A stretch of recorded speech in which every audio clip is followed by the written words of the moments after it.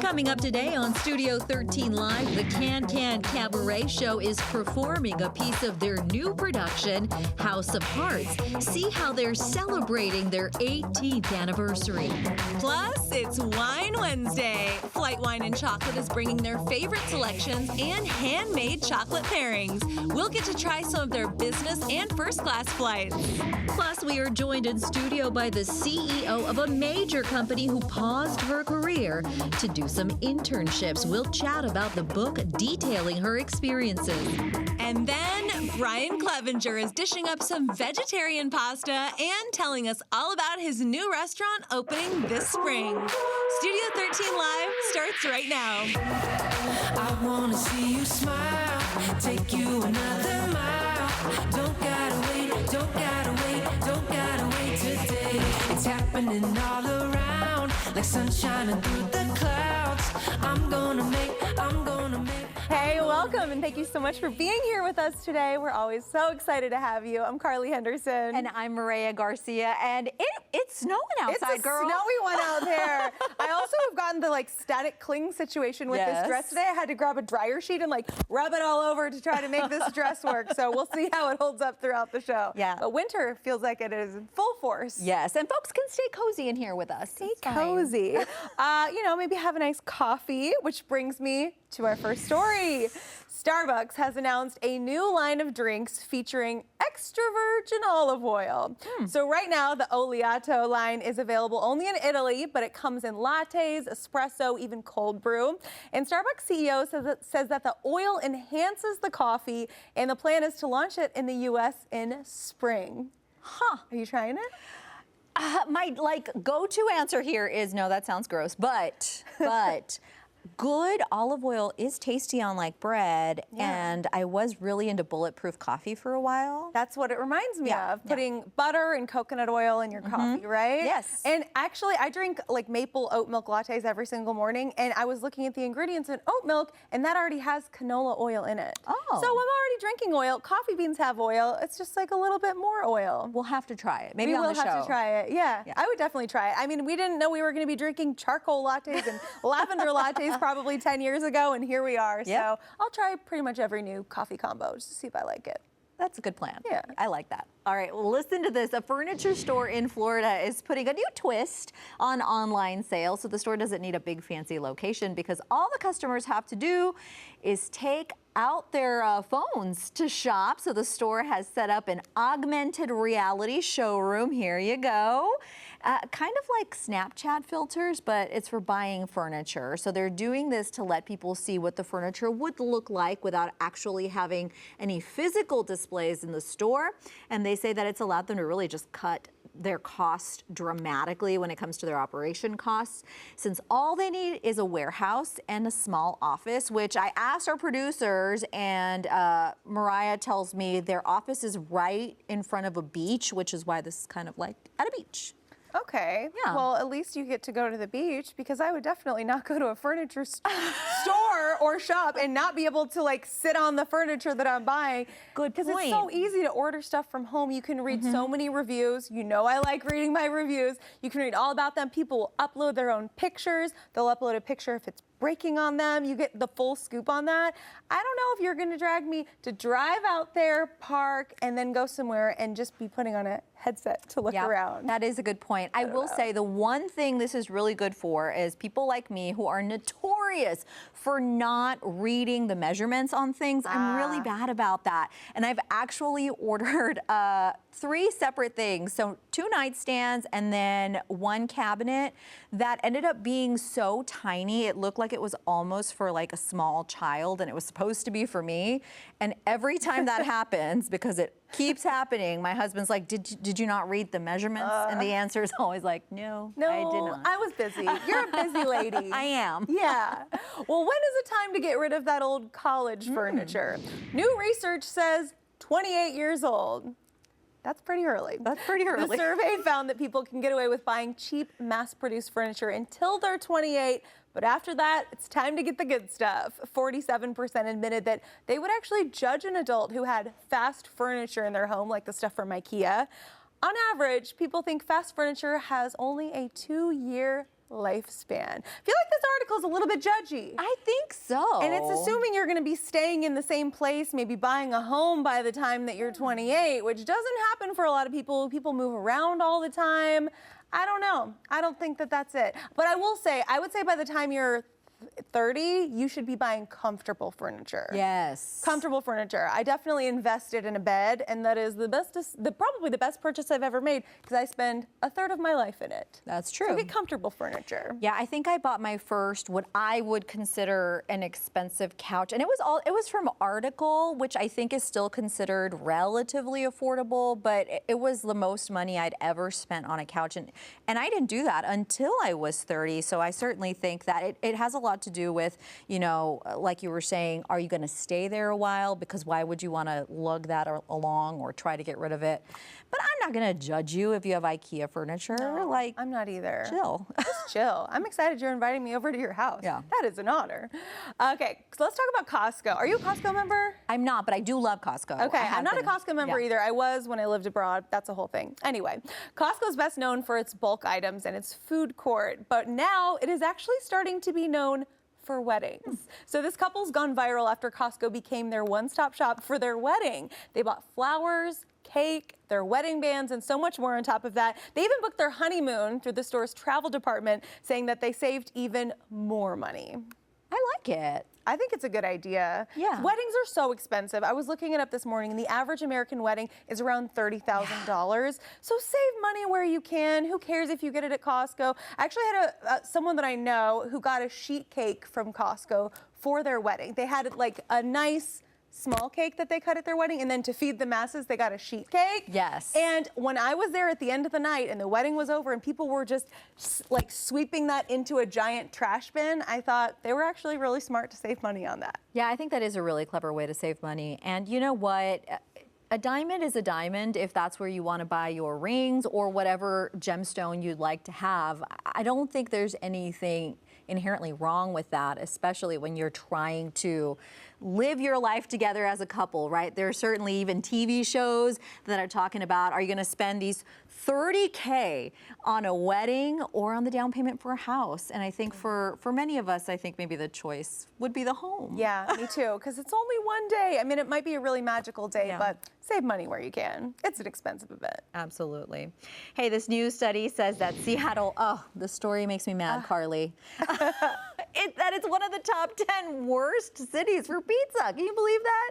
The Emerald City comes in at 4th worst with a Pizza Passion score of 47 out of 100. And a pepperoni pizza, Seattle, would cost you about $28, which is double the least expensive one. That's out of Cleveland. But we couldn't let that hate continue here. No, absolutely not. So we decided to ask you what your favorite pizza places are in Seattle.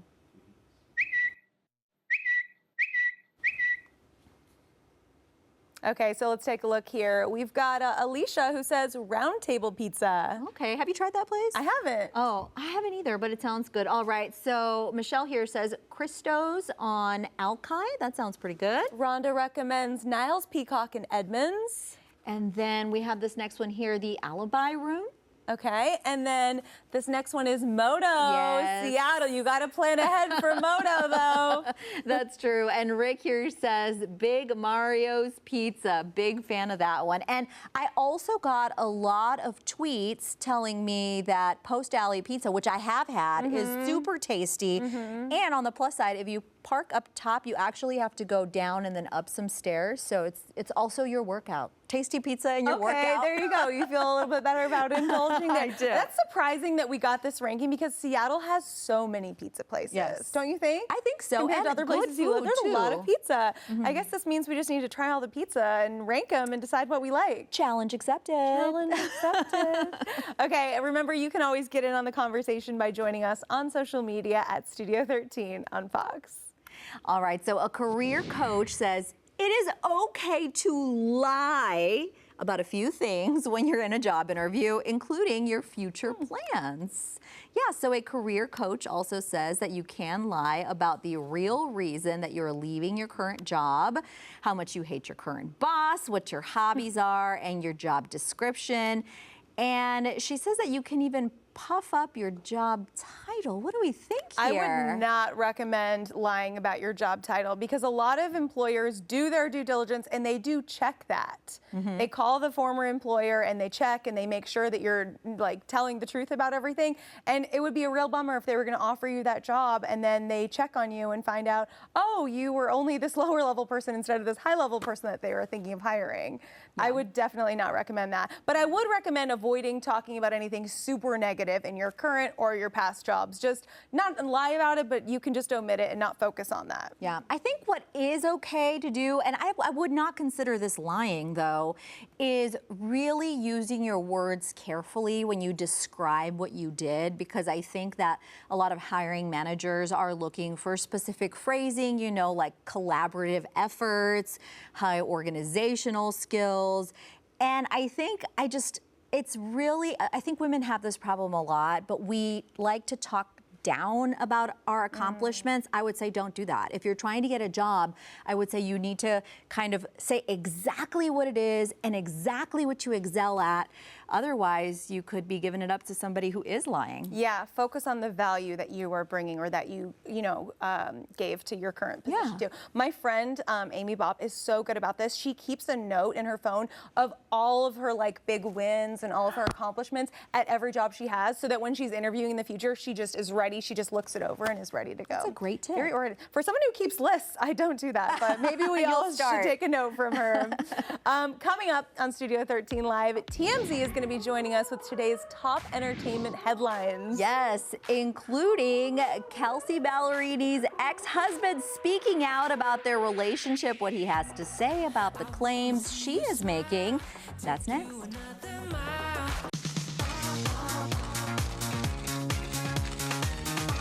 It is time to take a look at what is popping in the world of celebrity news. Yes, and for that we are bringing in Charlie Neff, senior producer from TMZ. Hi, Charlie.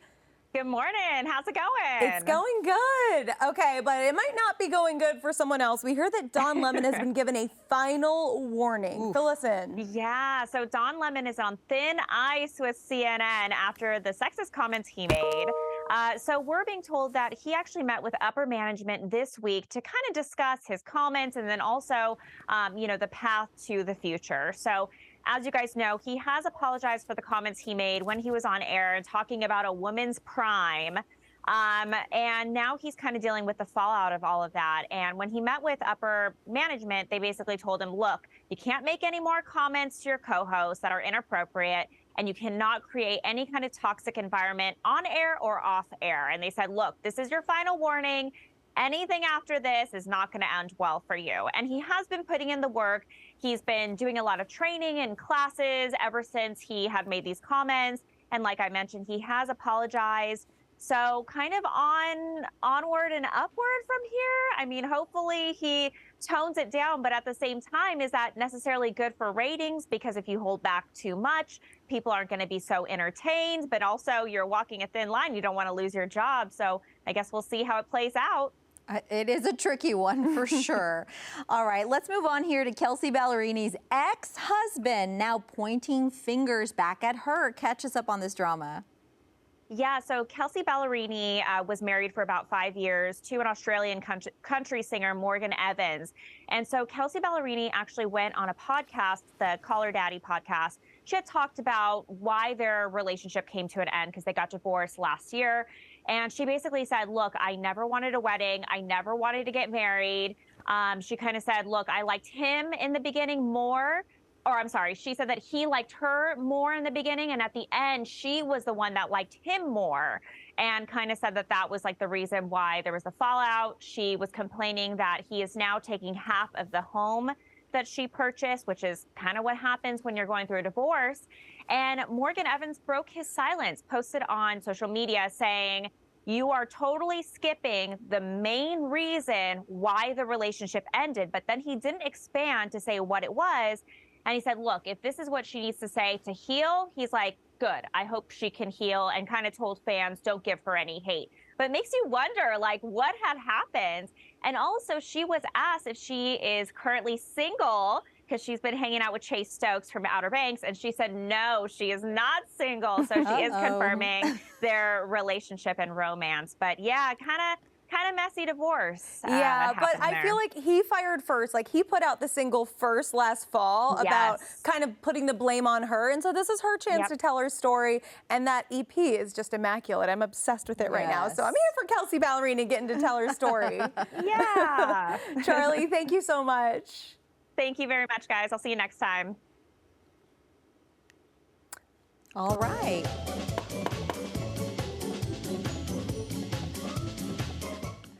Well, we were wondering, is it time for Zillow Gone Wild? And Yeah. guess what? It is. Whether it's dreamy or wacky, we are here for some of the most interesting homes out there. Yes, and today in Zillow Gone Wild, we're going to take a look at a local property. So according to the tweet, this home is described as a one-of-a-kind artistic custom home. All right, so it is listed for just over $1 million. It's nice, colorful on the outside, nothing wild jumping out. Oh, okay. Things get a little more colorful there. It's giving 80s, maybe 90s style, and that's just a lot of mirrors. The flooring, maybe a rug, definitely a commitment there. Yeah, but look at this. This is a really outstanding bit. This is the back. It has a lot of decks. There's a lot of room for activities, but the real winner is the view. Look at that. That is truly amazing. Yeah, that view's amazing. There's also a whole sauna inside. I do love that. So what's the word, Mireya? Would you live here? Look, the Seattle housing market is so crazy that I want to just say yes, but it does look like it would require some work, maybe peeling off those individually placed mirrors everywhere. That is so many mirrors. Yeah, that sauna is a dream. My dream is to have a sauna and a hot tub in my future home as well as a view. So it has some of the main things that I want, but there's just a lot going on there. I like a very calm, peaceful, kind of neutral vibe in my home, and this just, it kind of stresses me out just looking at it. But we love checking out what Zillow has to offer for a good, daydream or maybe just a giggle. That's okay too, yeah. All right, coming up, Flight Wine and Chocolate joining us for Wine Wednesday. Yes, we're going to get to try out some of their first-class flights and handmade chocolate pairings. We will be right back. Time for Seattle Sips, where we check out some amazing drinks in the area. Yes, and today we are joined by Kevin Morton and David Wildman, the owners of Flight Wine and Chocolate. Welcome. Thank you. Nice to meet you. Thanks for coming in. Yeah, Tell absolutely. us kind of how you guys came together and started this company. Well, we both love wine and have for quite a long time. We should, given the business. But I started making chocolate back in 2016, and we decided why not try putting both together. Beautiful. And found a great spot in Capitol Hill, and it's kind of gone from there. Yeah. That and is I was amazing. originally a Washington wine ambassador. Then I worked at DeLille Cellars in Woodinville for about 9 years, just part-time. And so we got a lot of wine knowledge from my experience in the last 10 years or so. A good combination, Yeah. certainly. And so, David, you actually work in aerospace. Tell us about how you came up with the theme for your business. Well, we like Flight because the play off of all the aerospace industry, not just Boeing, but all the subcontractors that support aerospace.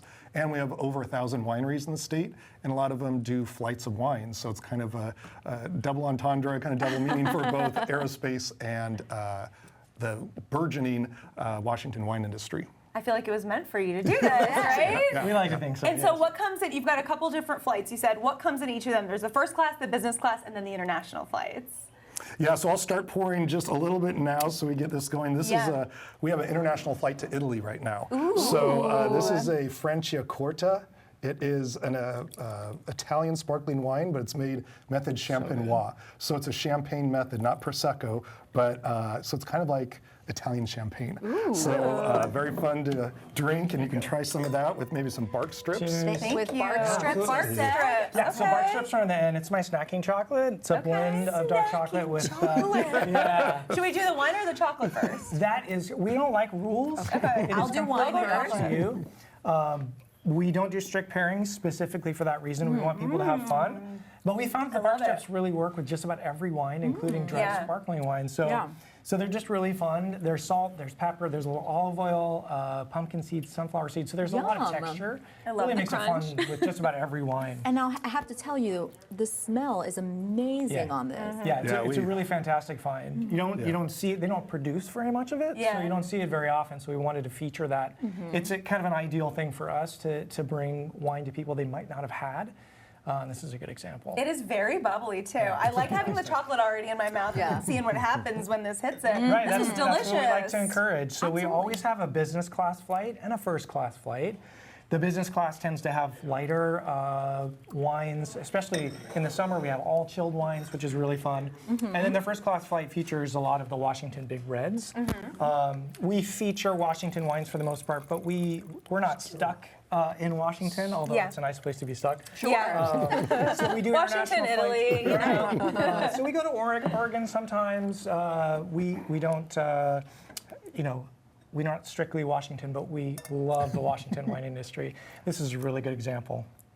This is Delille Minuit. It's a Malbec Cab Sauv blend. So this is our first class flight, an example of a first class wine. A lot of floral notes, kind of big, a little jammy, but not too big. Very smooth finish. And I believe we think you want to do this with so drunken what cherry? we like to do is, so for a chocolate flight, which you're enjoying right now, so it comes with one each of the featured flavored bonbons. I change about every 5 weeks or so. Always have the bark strips, always have bittersweet, which is that rectangle. But what you're going to try is the drunken cherry, which is just for Valentine's Day. I love the heart. It's for any time. It looks like a piece of glass, doesn't it? This is like the most beautiful chocolate ever. Yeah, so and I see your there's- little branding on the bottom. Can we eat that, right? Oh, yeah. We can eat it? Okay. It's just cocoa butter. So that features a lot of cherry flavor from cherry liqueur, and I steep brandy cherries, cocktail cherries in the coconut cream. So really nice layers there, and it's really great with red wines. Kind of brings out that cherry flavor that some reds have. I was gonna say I love this wine. It Beautiful. reminds me of like, especially on a day like today that's so snowy, cozying up on the fire, with a blanket. Beautiful. Wine. All right, I want to be sure we get to this last one. Yeah. Tell us about it. All right, so this is a Hightower Cabernet Sauvignon. It's mostly Cabernet Sauvignon, a little bit of Malbec, a little bit of Cab Franc in here as well. This is from Red Mountain, probably the premier growing area in the state, over by the Tri-Cities. So it's mostly Cab Sauv, with just a little bit of blending grapes in there. Chocolate. This is Chipotle fudge brownie. This is one of my original recipes, and it's a fan favorite for sure. Little chipotle in the background. Everything we do is gluten and nut free, so gluten-free fudge brownie, my own recipe with a little chipotle in the background that really works with the tannins in red wines. Okay. So Is this try it it? out. That's it. Right here. That's All it. right. Now tell us where we can find you while we try these out. So we're physically, our location is between Pike and Pine on 13th in Capitol Hill. Flightwineandchocolate.com has all of the details as far as where we are, what we have as far as menu items. We keep that updated. So just check us out and you'll get all the particulars. This is so good. Really. I love every single one of great these. day. You gotta come in and do this. Kevin and David, thank you so much for Thank you coming very in much. today. Sure, no problem. Sharing this yummy, Yes, all this so yummy good. stuff. Yes, and we also posted more information about Flight Wine and Chocolate online, fox13seattle.com/studio13live. All right, coming up, our friends from the Can are stopping by to chat about their new show, House of Hearts. Yep, and they're gonna also perform part of their opening number for us. We'll be right back. Oh boy, we are excited. The Can is back with an all-new original production of House of Hearts. Yeah, joining us to chat about this right now, Chris, Jonathan, Shadow, Jasmine, Travis, and Sasha. Hi. Hello. Thank you all for coming in. Tell us about House of Hearts. House of Hearts is our spring or winter spring production. It's a comedy based on sort of this ridiculous, we call it Fakespeare premise. And it's just a lot of fun, yeah. A lot of singing, dancing, and of course comedy, yeah. So talk to us a little bit more about that concept. It was sort of developed with the idea of the fact that we didn't want to do sort of a Romeo and Juliet thing, but we like Romeo and Juliet. We've done it in the past. We loved it. We didn't want to do sort of a traditional love story. We wanted to do something that was a little bit bigger than just the basic person-to-person love concept. So we wanted to do kind of a grander idea of the premise of love as a whole. And for people who have never maybe been to Can, what can they expect? Tell us about it. Fun. It's we always consider it to be sort of we think it's a life-changing experience. For a lot of our guests seem to feel the same way. People come, they've never been, they are forever changed, and they always come back. It's very exciting. Sold. Yes, absolutely. And Can actually recognized with a big award. Tell us about that. Oh, yes. We took quite a few Broadway World Awards, which to us was quite exciting because in the past, our sort of type of entertainment is kind of hard to categorize. So it would be really nice to be recognized by the theater community and, of course, our fans that voted and the folks that voted for us that weren't our fans. That's huge. Yeah. What are we going to get to see perform today? This will be the opening number from House of Hearts. Amazing. Beautiful. Let's take it away.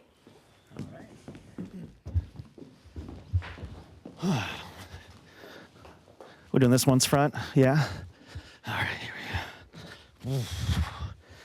Just double checking, no nudity, no profanity, no alcohol. All right, it's fine. We can do that, that's okay.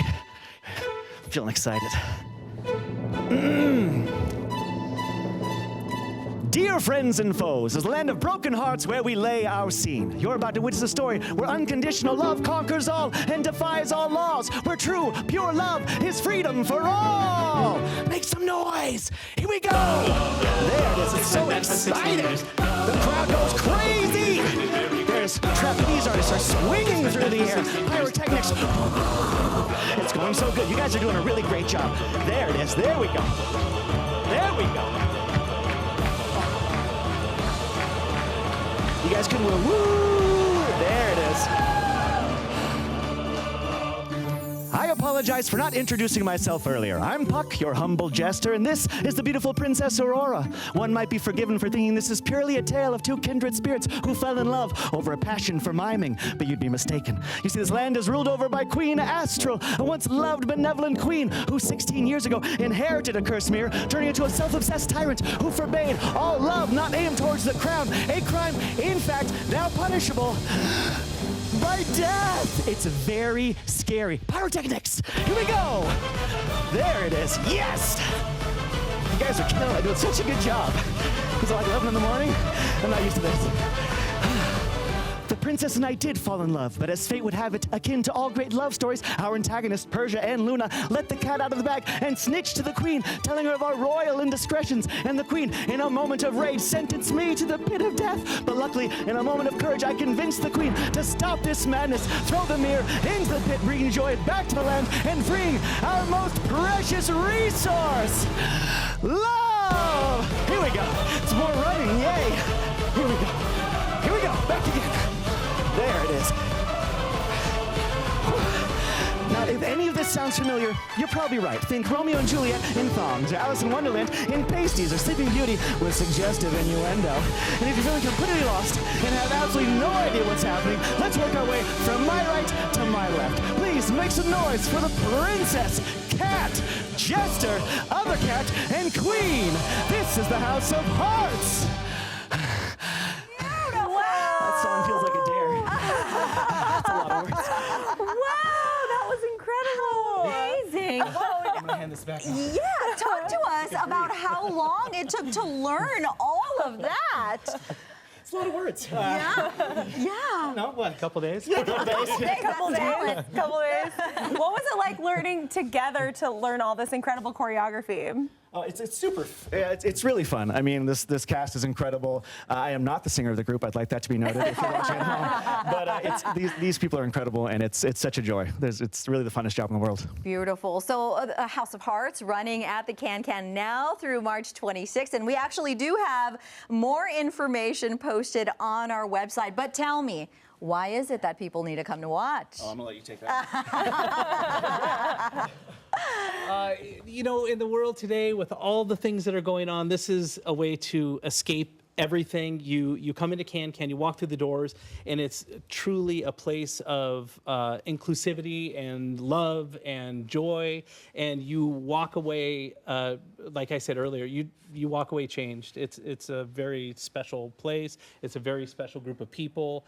We're just so thankful to be able to exist in Seattle in such a warm, caring community, and people will be changed. That I can guarantee. We were smiling the whole time behind the scenes too. We were like little kids, like clapping, cheering. I cannot can, but I was stomping around, you know. You will be canning all day long. Well, again, thank you so much. And for all our viewers, there is more information on our website. Amazing performance, everybody. All right, coming up, we are chatting with a CEO who gave up her high-profile job to spend a year doing internships. Yeah, she called it her what if year, and she is joining us next to chat all about her experiences. I wanna see you smile. Well, do you ever just wonder, what if I just quit my job and pursue something I was passionate about? Yeah, well, one woman did just that. She paused her successful career and explored the what-if jobs of her dreams. And then she wrote a book about it. All right, it is quite the story. Welcome, welcome. Joining us today is Alicia Fernandez Miranda.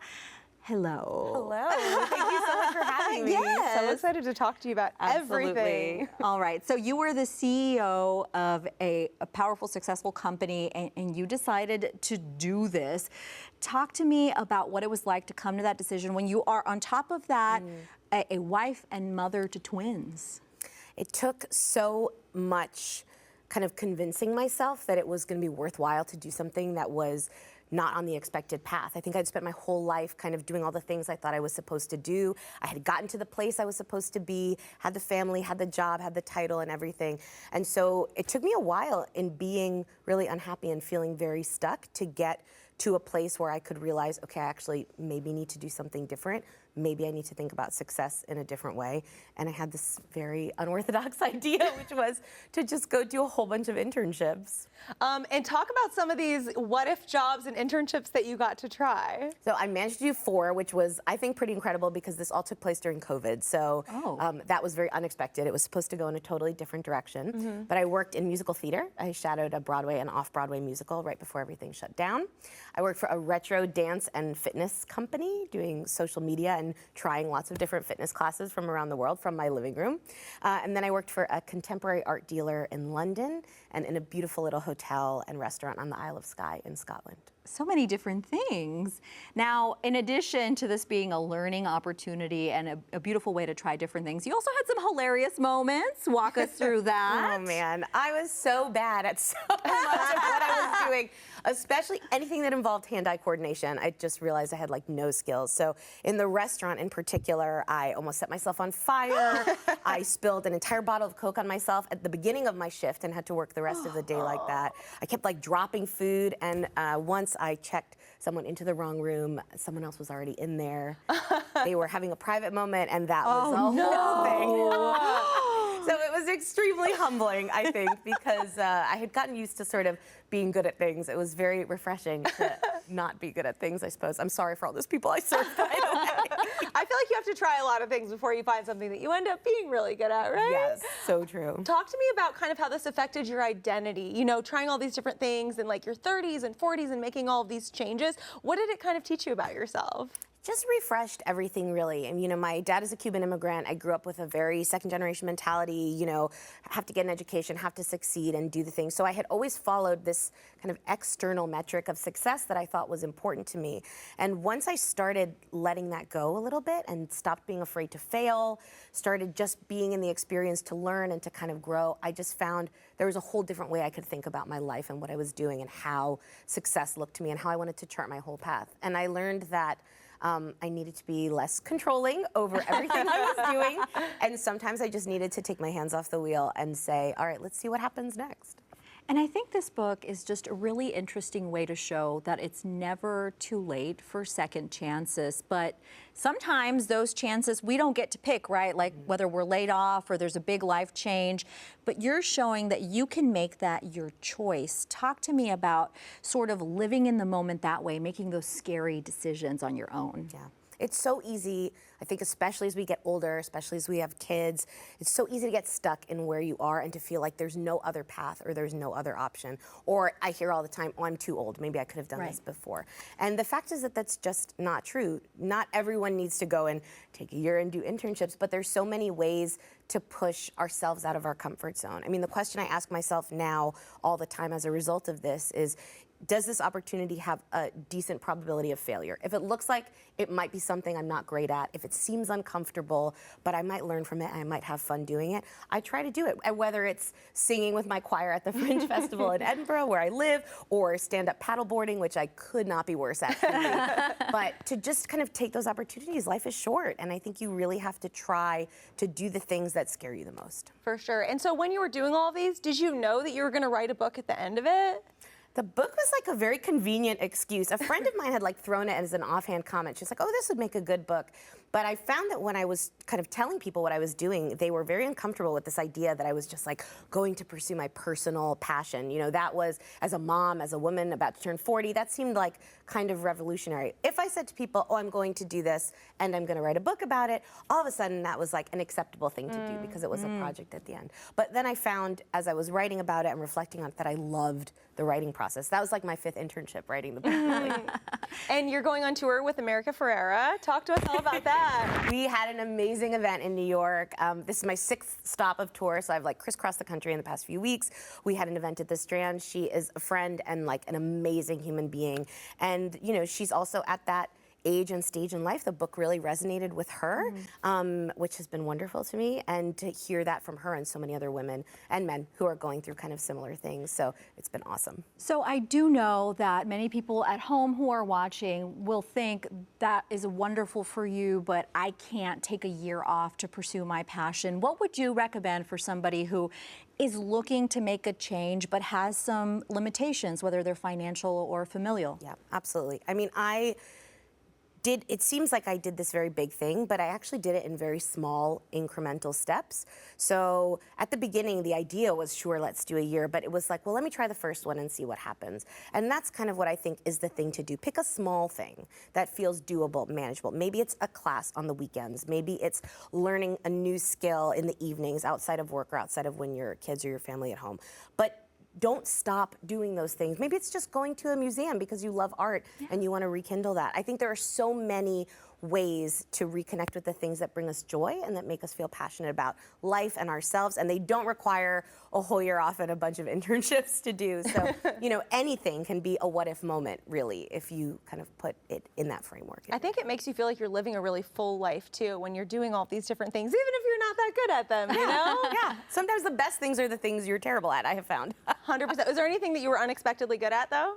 I did a lot of fitness classes for my fitness internship. I did sort of 24 different online fitness courses, and I was like pretty good at some of the yoga, weird yogas, like Voga and all of those things, which I did not expect to be as good at. I'm not sure anybody would ever hire me to run one of those classes, but I did enjoy them, and I was surprised at how much I did, especially because I spent so much of the pandemic baking, and so I really needed that yoga to get in place. Well, we love hearing about this experience. Thank you so much for joining us. And we'll be so excited to read all about it as well. Yes, for more information on the book, you can head to fox13seattle.com/Studio13Live. Yeah. Thank you so much for having me. I love this. Come see us when you write your second book, too. Well, I think I need to do an internship here, maybe, or a can-can internship. A can-can? Yeah. Can-can. I'm like stacking up my list now. Do that yoga. Get stretched out before you do it.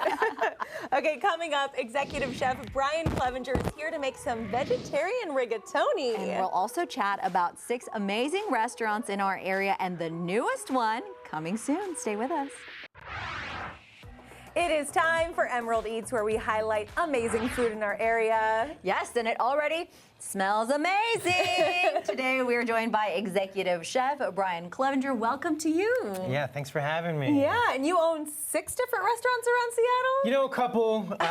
Tell us about it. We're working on a couple more. So we have Vendemmia, East Anchor Seafood, GH Pasta, Haymaker West Seattle, Roccolto, Autumn, GH Pasta and Pizza, and then we're working on 2 more that open up by the end of the year. Wow. I call it success when you got a full-blown list, sir. Definitely. Well, thank you. Yes, and you have the seafood market. Tell us about that. Yeah, so East Anchor Seafood. Ultimately, we opened a seafood market because we wanted a better product at a better price that was more sustainable, and so we just did it ourselves. That's And it's kind of grown from awesome. there. Okay, and you're known for handmade pastas, fresh local ingredients. Tell us all about that. How many pounds of pasta do you think you go through in Oh a my day? gosh. Our bakery team will tell you exactly, but it's hundreds of pounds of pasta. Oh my God. Yeah, you know, we sell a lot of pasta. We also bake all of our own bread and make all of our desserts in our bakery team, and then we ship it out to the restaurants every day. And, you know, we go through from rigatoni to spaghetti to linguine, everything you can think of. So. Yum. Now, I know you mentioned it, but can you tell us a little more about the newest restaurant that we have opening in West Seattle in the spring? Yeah, so we have a concept called GH Pasta and Pizza, and what it is it's a restaurant that focuses on fresh pasta and lightly fermented pizza dough in neighborhoods that allows for, you know, more frequent dining as opposed to like this once a quarter, twice a year, once a year kind of environments. We want something people can afford to go to, you know, once a week, once a month kind of. I love that. And today we're making some vegetarian pasta. Tell us all about this. Yeah, rigatoni. So this is pasta we made ourselves. We cook it for a couple minutes, add it to a simple tomato sauce, which is just onions, tomatoes, garlic. Cook it down, a lot of olive oil, salt, chili flake, teeny bit of butter, basil, and kind of a lot of cheese. Simple means it's delicious. I feel like if you're doing it right, it's going to be so good. And even dry, this looks so beautiful. Yeah, you know, you can tell with our pasta, it's what we call high structure. Yeah. So the majority of it is semolina, and what that does is it kind of creates this balance of what's best about dry pasta and what's great about fresh. Meaning, dry pasta, for me, what's really great about it is the texture. And what's great about fresh pasta is the taste, right? Yeah. So we found a way to kind of blend those together by creating a high structure pasta that allows us to cook it half in the water and then the other half in the sauce without it kind of blowing up and becoming a mess. So. And I love we've got this fresh basil here. So do you tear that up, or how does this get incorporated? Yeah, so we got all the basil in Seattle right there. So we're gonna tear that up. We're gonna cook this for about a minute more. Then we're gonna pull it off, add butter, Parmesan, basil oil, and then a lot of burrata on top. Yum. Beautiful. Yeah. You know, I never do the warm sauce with the pasta. I just boil the pasta and then put it in the cold sauce, if I'm being honest. No, don't do so that. I've already learned so much here. You're Don't going do to that. scare the guests, Everyone's Carly. wincing around here. This is why I'm glad you're here, Brian. You know, the trick is, for me, is always think about your pasta being more about the pasta, right? And that's why a dish that's just tomato sauce and some cheese is really important to us. And we design dishes when we say, how can we make this taste more like pasta, right? And one way we do that is we always cook with the pasta water. So this right here has probably 3 tablespoons of pasta water in it as well. Because when you think about it on a basic level, when you're boiling pasta and you dump it off and all that white, right? That's starch, which is essentially pasta. So why the heck get rid of that, right? So now you can make your pasta taste more like pasta by using the water you cooked it in. Oh, what a great tip. So Yeah. other than that and Carly's astonishing admission, what is it that people are doing wrong at home when they're trying to make pasta? They are making it too much about the sauce or the meat sauce or the mushrooms. For me, if you like dry pasta, buy a high quality dry pasta. Cook with dry pasta about 3/4 in the pot and then 25% in your sauce. And if it starts to over-reduce, just keep adding pasta water and cook it what we call a la risotto. So in the style of risotto, you're always keeping that starch in there, which means you add less bad fat to make it really rich. Ooh, love yummy. it. All right. So we threw some butter in here. What's coming in here next? Yeah, so we got a little bit of butter. We're gonna mix it up. I've never added butter to sauce. We're just gonna Me make it a neither. little I have bit not. rich. Okay, good. Okay, so now we've got butter, chili flakes, salt, pepper, tons of basil. I think the basil is really good, and you can see we tear it to order.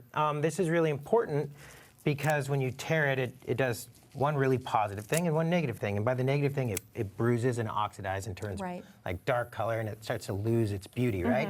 But when you tear it, it becomes, as you can smell, really floral before it starts to go bad, right? Yeah. So we tear it to order, mix it in there, add our Reggiano as well. And that's similar to a Parmesan, right? This is Parmesan, yep. Yeah. Cool. So now we've got this. Look at those beautiful cheese curls. Man after my own heart. That is a lot of cheese. I'm hungry. Yummy. And this is just to build the sauce, right? So now mix it in there, and we've removed it from the heat. And the reason we do that is because if you add it while it's on the heat too early, it'll just burn to the bottom. And for me, this looks just a teeny bit tight. So like I said, I'm gonna come back, add like a tablespoon of pasta water, mix it up. Look at that. And by being tight, yeah, what does that mean? I felt like there wasn't, like the sauce itself, it wasn't saucy enough. And again, as you can see, it's not about the sauce, it's about the pasta. But I felt like it was just starting to seize a little bit because of the cheese, right? Right. Have you ever heard that famous line from a show called Vanderpump Rules? It's not about the pasta. It was a whole fight on this reality show. It's an iconic line now. And they're wrong. Yeah. And you It's all are about the mistaken. pasta. It's all about the pasta, right? Everything we do is to enhance the flavor of the pasta. So next we've got a big piece of burrata right over the top. Big piece of burrata right over the top. Protein, baby. Yeah. Olive oil. Okay, so we Salt, got this beautiful pepper. olive oil here. What do you think of that Starbucks coffee they're going to throw olive oil in? You know what? have to I just read about it, and I don't know enough to have an opinion. Okay. All right. I do know if it's olive oil. I like the sounds of consuming more olive oil as Yeah. opposed to seed oils. Yeah. Oh, Can there we we eat go. this now? Yes, please. Okay. Ooh, Take a bite. So she get a little chunk of the cheese in here. I feel like I'm in Italy. This is so good. Thank you.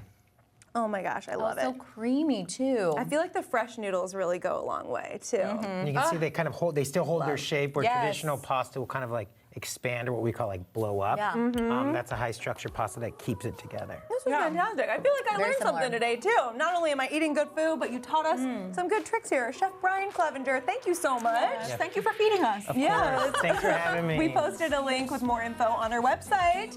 And catch us there. Catch us tomorrow. Bye. Don't gotta wait today. It's happening all around, like sunshine through the